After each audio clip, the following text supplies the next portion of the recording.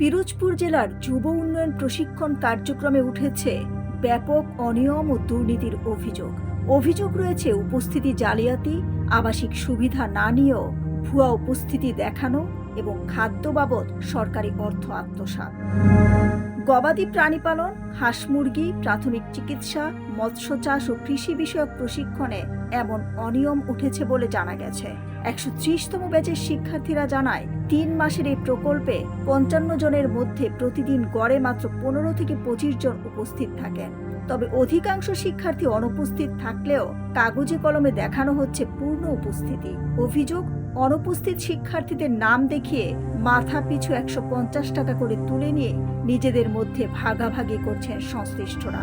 এতে একদিকে যেমন সরকারের অর্থ অপচয় হচ্ছে, অন্যদিকে প্রকৃত প্রশিক্ষণ থেকে বঞ্চিত হচ্ছেন আগ্রহী তরুণরা। তো আমাদের দাবি হচ্ছে এখানে সুষ্ঠু একটা তদন্ত, যে আসলে কি এই 55 জনের বাজেটই এরা উঠাইছে বা উঠাইয়া ঠিকভাবে বন্টন করে নাই, এইটা সুষ্ঠু তদন্ত হোক। আর হচ্ছে আমরা ডাইনিংয়ে অল্প কিছু লোক ছিলাম নিয়মিত, আর অল্প কিছু লোকেরই খাবার দাবার হইতো, দেখা যায় যে কখনো 25 জন, কখনো 30 জন, কখনো 18 জন, ঠিক আছে, এইরকমের কন্টিনিউ চলছে আর কি, প্রতিনিয়ত এরকমের চলছে। এটাই হচ্ছে আমার মূল দাবি, এটার একটা সুষ্ঠু তদন্ত।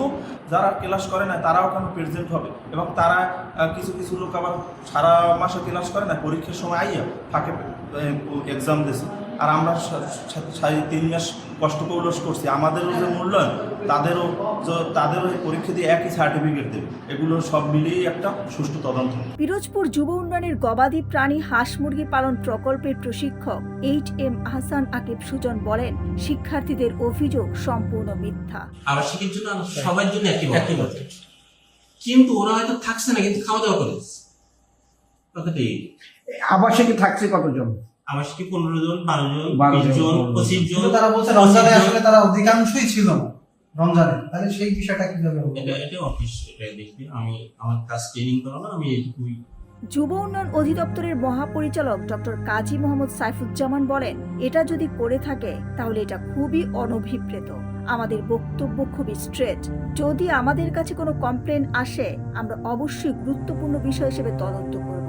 কেউ যদি দোষী হয়, আইনানুগ ব্যবস্থা নেওয়া হবে, কারণ আমরা স্বচ্ছভাবে দেশের জন্য কাজ করতে চাই। মানে এটা যদি করে থাকে এটা খুবই অনভিপ্রেত, এবং এক্ষেত্রে আমাদের বক্তব্য খুবই স্ট্রেট, যে আমাদের কোনো কমপ্লেন আসলে আমরা অবশ্যই এটা দিয়ে গুরুত্বপূর্ণ বিষয় হিসেবে তদন্ত করব, এবং কেউ যদি দোষী হয় তার বিরুদ্ধে আইনানুগ ব্যবস্থা নেব। এবং আমরা কখনোই এটা টলার করি না, কেননা আমরা স্বচ্ছভাবে কাজ করতে চাই, দেশের জন্য কাজ করতে চাই। কোনো তথ্য যদি থাকে, কমপ্লেন থাকে, আমাকে পাঠান, আমি এটা আইনানুগ ব্যবস্থা নিব। কৃষি প্রকল্পে সংগঠিত অনিয়মসমূহ প্রাথমিকভাবে গুরুতর দুর্নীতির ইঙ্গিত বহন করে। সঠিকভাবে তদন্ত হলে একটি সংঘবদ্ধ দুর্নীতির চিত্র উন্মোচিত হবে। দিলরুবা খান, ন্যাশনাল ডেস্ক, সোনালী নিউজ।